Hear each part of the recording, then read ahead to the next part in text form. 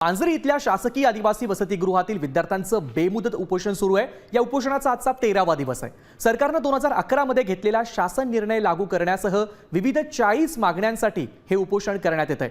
सरकारकडून या आंदोलनाची दखल घेतली जात नसल्याचा आरोप या विद्यार्थ्यांनी केलाय। दरम्यान ज्या विद्यार्थ्याने राहुल गांधींकडे ही समस्या मांडली होती त्याच विद्यार्थिनी निशा साबळेशी बातचीत केली आहे। आमचे प्रतिनिधी सागर आव्हाड यांनी पाहूयात। आपल्या सोबत निशा साबळे आहे आणि हा सर्व ग्रुप जो आहे तो काल मुख्यमंत्री देवेंद्र फडणवीस यांना भेटलेला आहे। आपण जर पाहिलं तर निशा, तू राहुल गांधींनी या संदर्भात प्रश्नही उपस्थित केलेले होते, तुमच्या मागण्या सांगितलेल्या होत्या। हे आंदोलन सुरू आहे, काय तुमची सगळी मागणी आहे?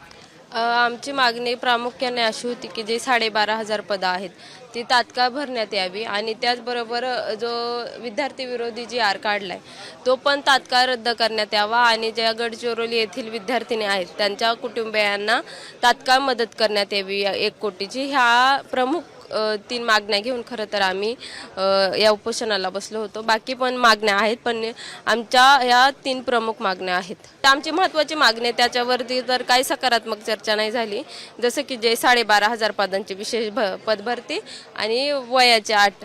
तर मग आमचं असं म्हणणं आहे, जर आमची CM साहेबांसोबत बैठक झाली आणि त्याच्यावरती काहीतरी सकारात्मक निर्णय दिला तर मग पुढे आम्ही उपोषण थांबवायचा वगैरे विचार करू शकतो। नाही सुटले तर इशारा काय? जर नाही सुटले तर आम्ही अजून तीव्र स्वरूपात आंदोलन करण्याचा इशारा। तीव्र स्वरूपात आंदोलन करण्याचा इशारा जो आहे तो निशा साबळे यांनी दिलाय। कॅमेरामन किरण काजळेसह सागर साम TV पुणे। आदिवासी विद्यार्थ्यांच्या नेमकी मागण्या काय ते देखील पाहूयात। आदिवासी वसतिगृहाबाबत 2011 मध्ये घेतलेल्या निर्णयाची अंमलबजावणी करा। शिल्लक असलेल्या 12,500 पदांची भरती करण्यात यावी।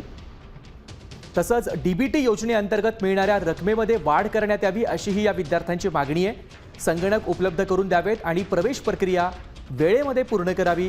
जात पडताळणी प्रमाणपत्रासाठी 6 महिन्यांची मुदत द्यावी अशीही मागणी या विद्यार्थ्यांनी केली आहे।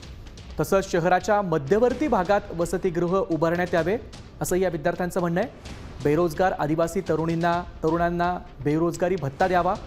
बस पास उपलब्ध करून द्यावेत।